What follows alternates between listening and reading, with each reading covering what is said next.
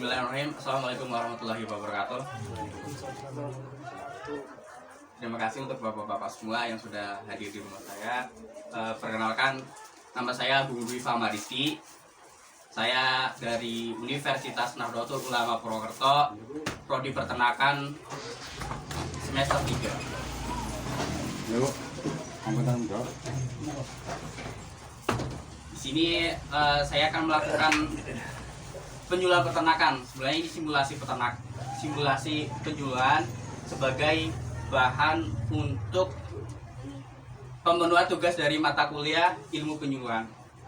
Tema dari penyuluhan kita ini cara cepat meningkatkan produksi daging domba dengan pakan fermentasi. Atau nanti kita bisa lebih dikerucutkan lagi sebagai bagaimana cara membuat pakan fermentasinya itu. Saya asli dari sini, dari Taman, asli Taman. Ini rumah saya. Ya, langsung aja kita ke materi.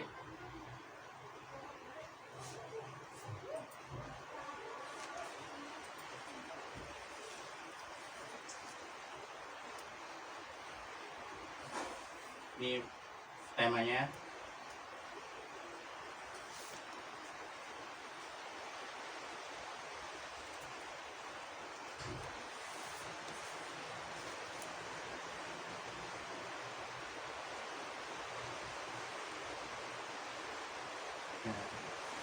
Fermentasi yang biasa bawakan, fermentasi apa sih? Gitu kan. Fermentasi adalah proses produksi energi dalam sel dalam keadaan anaerobik. Anaerobik itu tidak boleh ada udara yang masuk.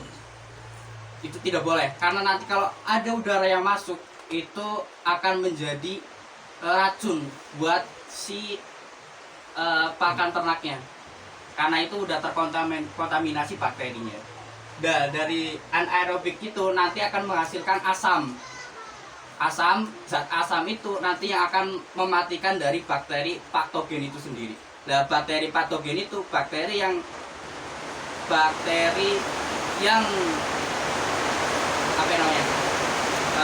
Yang mengkontaminasi tubuh dari hewan sehingga hewan itu gampang terserang penyakit. Fermentasi itu tadi prosesnya. Setelah itu kita lanjut ke pengertian pakan fermentasi. Pakan fermentasi adalah pakan ternak yang diolah melalui proses perubahan struktur kimia dari bahan-bahan organik dengan bantuan enzim mikroorganisme seperti bakteri dan jamur. Jadi dalam proses fermentasi pakan itu ada yang diperlukan bakterinya, mikroorganismenya. Nah, ini bakteri yang menguntungkan. Kalau yang biasa kita sering lihat untuk mikroba itu E4, efektif mikroorganisme 4. Itu biasa terdapat di molase atau gula Jawa. Itu bisa kita dapat dua kok. Nah, ini tiga hal yang harus ada di saat proses fermentasi. Mikroorganisme ini sebagai pengubah dari inokulum, yaitu kultur mikroba yang dapat diterima dalam satu media substrat. Jadi setelah difermentasi itu nanti diharapkan untuk merubah struktur vitamin yang ada di bahan pakan tersebut. Misal dari 1% itu menjadi 2, 3, atau 4%. Nah, ini pada terjadinya fermentasi. Kalau kita biasa menggunakan, kalau nggak plastik ya tong besar. Di sini cukup dulu ya.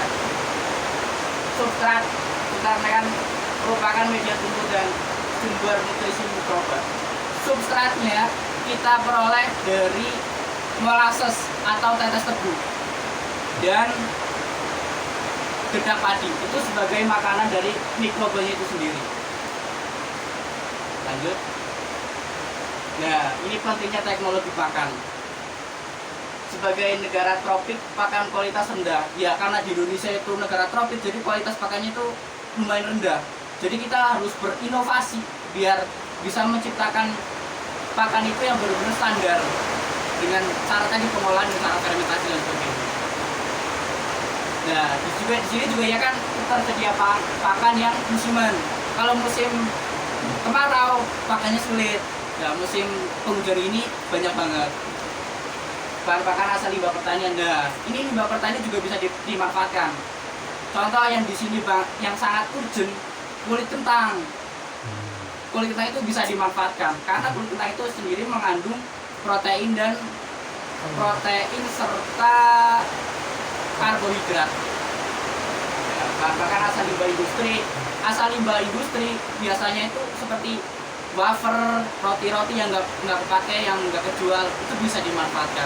Tadi juga molasses, terus dedak padi itu termasuk dari limbah industri. Pertimbangan harga dan kualitas. Nah, di sini murah-murah kok Pak untuk ini semua. Kalau kita bisa manfaatkan di sini secara maksimal, semua itu dihargai dengan murah. Nanti kita ada penghitungannya untuk harga dan kualitasnya. Lanjut. Nah, ini keunggulan pakan fermentasi. Bahan baku yang mudah diperoleh, di sini mudah banget diperoleh. Terus kandungan gizi pakan hasil fermentasi lebih tinggi daripada sebelum difermentasi. Ya itu. Jadi setelah difermentasi itu akan merubah zat-zat yang di dalam pakan itu berubah menjadi 50%. Kalau kita coba ya, itu apa sih namanya? Jerami itu serat kasar ya, serat kasar itu 11%. Setelah kita fermentasi itu bisa mengurangi itu dan merubah vitaminnya menjadi 20% lebih. Kalau untuk jerami. Ya, pakan fermentasi lebih mudah dicerna sehingga nutrisi pakan lebih mudah diserap oleh dalam ternak. Kenapa ini mudah? Yang pertama, karena pakan fermentasi itu telah dicacah-cacah. Jadi lebih mudah masuk kambing itu untuk di sini namanya apa? Uganim. Iya, uganim. Itu enak. Jadi langsung masuk ke dalam rumen. Jadi kambing domba dan ruminan saya itu memiliki empat perut. Memiliki empat perut. Yang pertama untuk mencacah, menyimpan, dan untuk mengelola vitamin itu. Jadi kalau pakai fermentasi setelah dicacah terus dikunyah lagi, itu penyerapannya lebih cepat karena itu lebih mudah hancur. Terus ya, pakan fermentasi dapat disimpan dalam jangka waktu yang lama. Pakan fermentasi dalam kondisi segar dapat bertahan 3 bulan, sedangkan pakan yang sudah dalam kering dapat tahan hingga 1 tahun. Jadi kalau bahan hijauan itu bisa sampai 3 bulan asal penyimpanannya itu anaerobik atau kapet.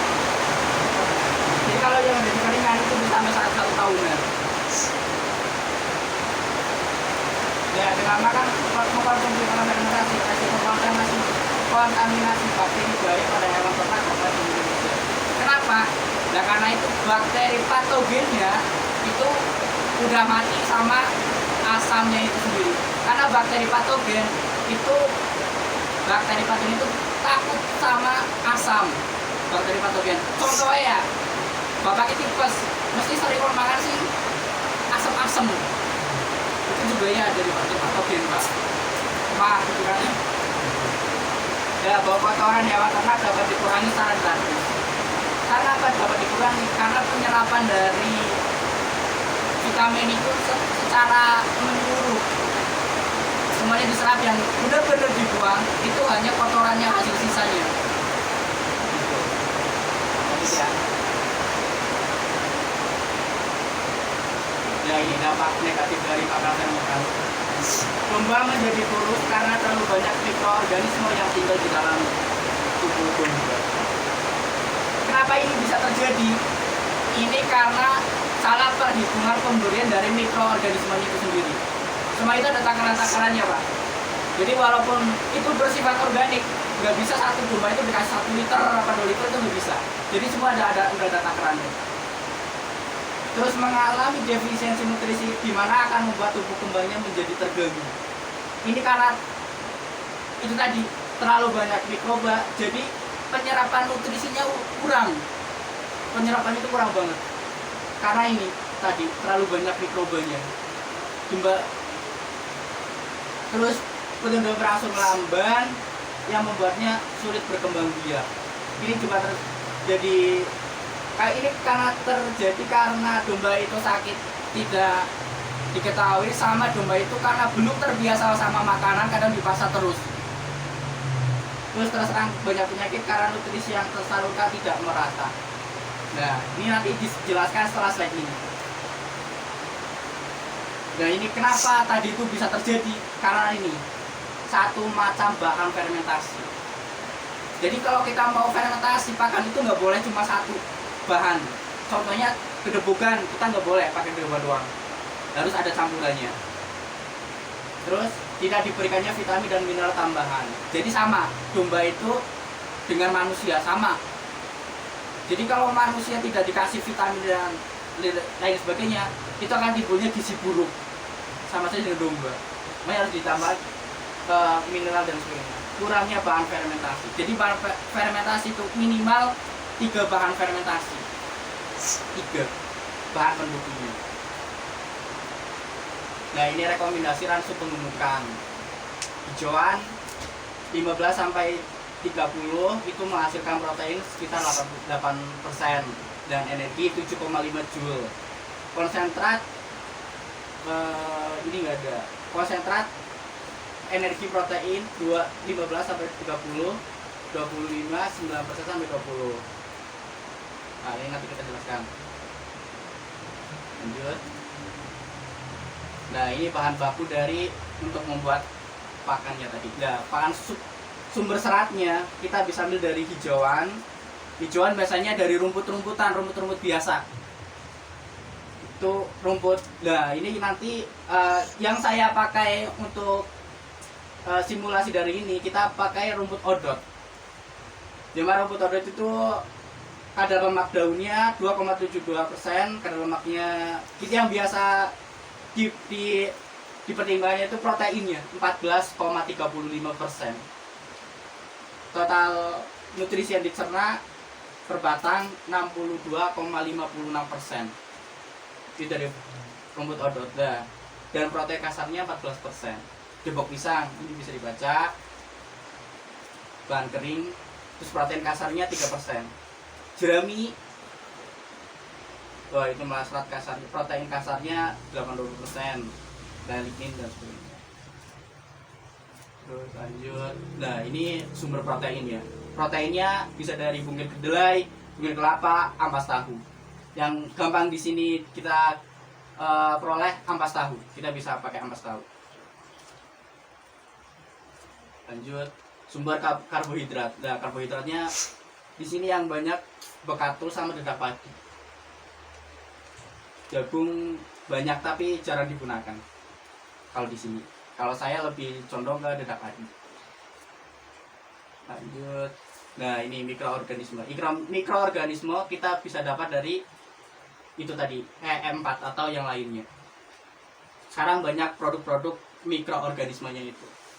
Nah, mineral kita dapat dari garam dapur. Jadi sama, kambing itu membutuhkan mineral untuk pertumbuhannya. Mineralnya itu kurang lebih 1% dari berat badannya. Garam menjadi sumber mineral esensial. Lah, mineral esensial natrium dan klor. Mineral esensial itu tidak bisa diperoleh dari diri badannya si domba. Jadi mineral ini harus dari luar. Dia tidak bisa memproduksi sendiri. Ini sangat penting dibutuhkan untuk pertumbuhannya. Nah, starter mikroorganismenya bisa pakai molasses, gula jawa, gula pasir. Ini. Nah, selama ini di Indonesia itu belum ada kasus keracunan molasses. Ada itu di Afrika, tepatnya di Kuba pada tahun 1960. Itu pada sapi. Karena penggunaannya yang terlalu berlebihan, overdosis. Nah, ini hitungan pembiayaan pembuatan pakan 6 domba dalam 15 hari. Ini modal awalnya 347.000.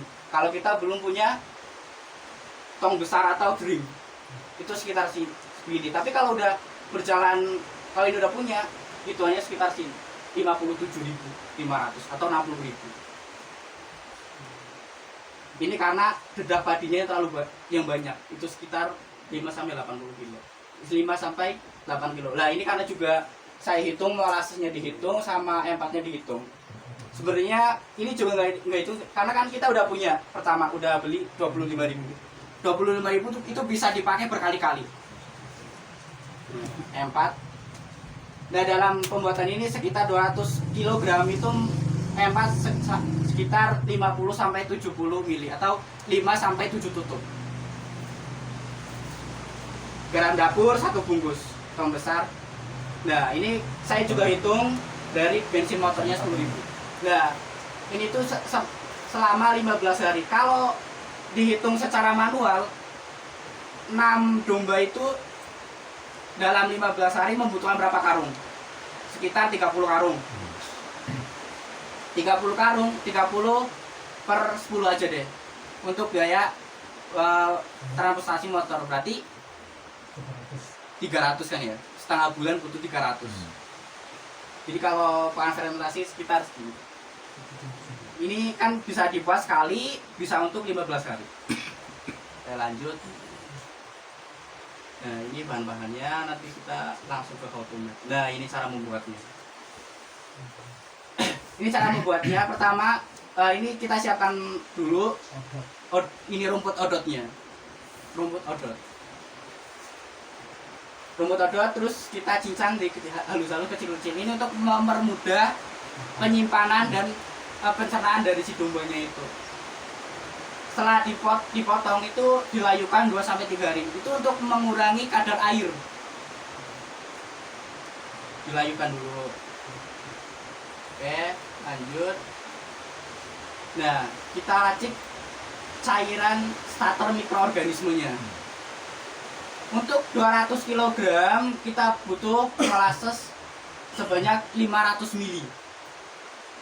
500 ml, ya. 500 ml, terus E4 sebanyak 70 ml atau 7 tutup, terus garam dapur 1 wadah garam meja, air bersih 15 liter, terus kalau setelah itu diaduk, kita tunggu sampai 15 menit. Kenapa kita tunggu sampai 15 menit? Karena untuk mengaktifkan mikroorganismenya itu, bakterinya. Karena bakterinya itu di wadah ini itu ditidurin. Nah, aktifnya nanti setelah kita campur dengan racikan itu. Biasanya berasa kok setelah 15 menit tangan kita dimasukkan ke cairan itu, biasanya kerasa gremet gitu. Itu berarti udah aktif. Setelah itu lanjut. Nah, ini saya pakai dedak padi untuk ini sekitar 5 kg. Jadi yang 3 kilo untuk ditaburkan seperti ini. Terus yang 2 kg nanti untuk menutup bagian atasnya. Nah, ditaburkan ini itu untuk sebagai simpanan cadangan makanan mikroorganismenya dan juga bahan campuran untuk bahan fermentasinya ini. Biar tidak monoton cuma odot doang. Oke, lanjut. Nah, ini tadi kan udah itu kita sebar dalam padinya, terus cairan mikroorganismenya itu disiram secara merata. Boleh pakai ini, boleh pakai semprotan, yang penting merata.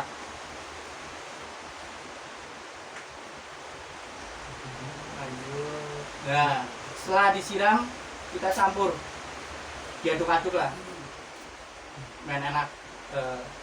Nah, saya aduk, dimasukkan ke tong.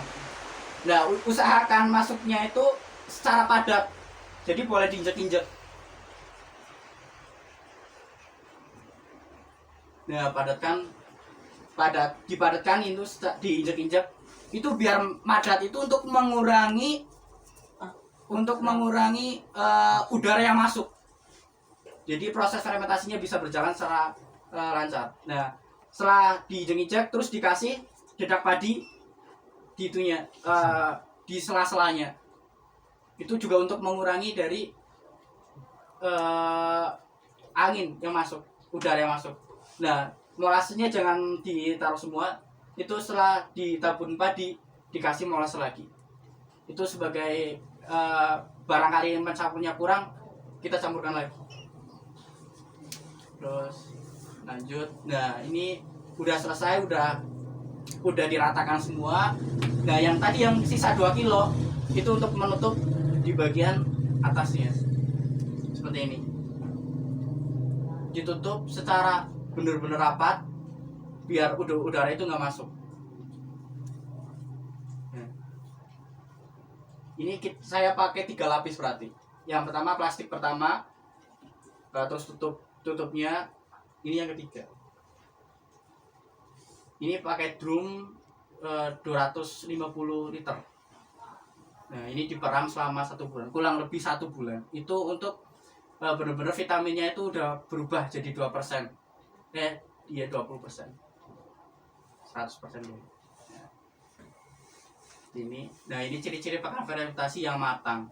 Berbau harum seperti gula, bahan itu menjadi menyusut, terus kadar air berkurang dan tidak tumbuh jamur. Hati-hati kalau udah tumbuh jamur, itu berarti proses fermentasinya gagal karena ada udara yang masuk. Begitu. Nah, silakan yang mau bertanya boleh. Mas itu kalau semisal kita fermentasi dan sudah bisa dikatakan gagal di situ tumbuh jamur, apa itu bisa dipaksakan untuk si ternak tersebut apa harus dibuang? Kalau udah gagal itu jangan dikasih makan untuk domba. Itu akan timbulnya itu kegagalan dari proses fermentasinya itu. Biasanya kalau udah ada yang kasus dari ini, biasanya satu dombanya kembung, terus nggak bisa kembung kan, nggak enak apa-apa, domba itu akan meninggal, akan mati karena salah sih, bakterinya itu bukan jadi bakteri yang baik, jadi menjadi bakteri patogen. Iya, jadi penyakit. Ciri-ciri jamur yang tumbuh itu seperti apa? Apakah hitam apa Putih. Nah, nanti saya udah ada contohnya, nanti saya bawa sini. Begitu, ada lagi? Ayo, misal kan harus kedap udara ya. Nggak bisa dikasih makan sekalian. Masih ada sisa, disimpan lagi masih bisa. Bisa. Cara menyimpannya dengan cara tadi, dengan tutup rapat. Pokoknya nggak boleh ada udara masuk. Kan setelah diambil nanti dari drum itu ada udara yang masuk. Ada udara masuk. Ya. Nah, kan kita tutup lagi rapat. Itu nggak apa-apa. Saya juga gitu. Enggak sekali satu drink itu sekali makan enggak. Tapi biasanya setelah akhir pokoknya paling bawah itu akan bau apa ya? Akan tumbuh jamur dan baunya udah nggak enak. Kalau udah banyak nggak enak, buang aja. Itu takaran satu drum itu untuk berapa kali ngasih makan dan untuk Pakan. makan? Nah, kalau yang saya sudah praktekum itu untuk satu drum 6 domba itu selama 15 hari. Jadi gini, satu domba itu Membutuhkan pakan berapa? Kilo. Oke. Itu. Untuk secara hitungan, secara materinya itu satu domba itu membutuhkan makan seharinya 3-5 kg. Itu kalau pakan hijauan. Tapi kalau udah pakan konsentrat itu sekitar 0,5 kg dari berat badannya. Itu pakan konsentratnya. Kalau saya berarti hitungannya untuk satu domba itu 1 hari 1 kilo. Karena itu pakannya udah berbasis complete feed. Jadi kebutuhan mineral, vitamin, terus protein itu udah ada semuanya di situ. Itu dipukul rata untuk semua bobot domba. Iya, dipukul rata untuk semua bobot domba. Karena kemarin saya dombanya itu dengan bobot yang sama. Oke. Terima kasih. Ada lagi pertanyaan? Berapa lama masa fermentasi Pakan 1 bulan, Pak. 1 bulan? 1 bulan ya. Berarti ini Mas, untuk pengadukan fermentasi itu kan tadi ada MP4 itu berapa macam Mas itu untuk campurannya itu? Untuk campurannya Berapa jenis gitu loh? kalau saya pakai ini karena di sini yang ya ini molasses, E4, garam dapur sama air besi. Ini sebenarnya juga bisa ditambah dengan mineral abu. Bisa itu untuk pakan yang benar-benar komplit fit. Jangan ya biasanya doktrin dari teman-teman tuh ada dikasih makan tepung ikan, dombanya cepat gemuk. Sebenarnya itu tidak berfungsi dengan baik, karena malah kan domba itu suka untuk memakan tepung ikan, karena domba itu herbivora, dia pemakan tumbuhan bukan pemakan segalanya. Beda sama ayam. Kalau ayam mungkin dia masih mau makan kalau diberi makan tepung ikan. Berarti nggak pakai tetes tebu ya? Pakai Pak. Pakai. Tetes tebunya itu molasses. Oh, molasses. Molasses itu tetes tebu. Oke. Itu tadi kan fermentasi pakai rumput odot. Nah, semisal kayak ini kan lu masukkan anak rempelan, dan sebagainya. Apakah perlakuannya sama dengan rumput odot? Iya, sama. Semisal rempelannya kita cacah halus, setelah itu kita diamkan selama 2 hari juga.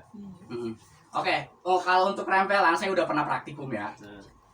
Rempelan itu bukan menjadi pakan ternak malahan, dia menjadi biogas. Iya, kalau saya sudah pernah praktikum kalau untuk rempelan. Jorok ya. Ya kan pengetahuan di sini kan masih Oke, dari saya terima kasih ya. Semoga ilmunya bermanfaat untuk bapak-bapak semuanya. Sekian dari saya. Assalamualaikum warahmatullahi wabarakatuh. Waalaikumsalam warahmatullahi wabarakatuh.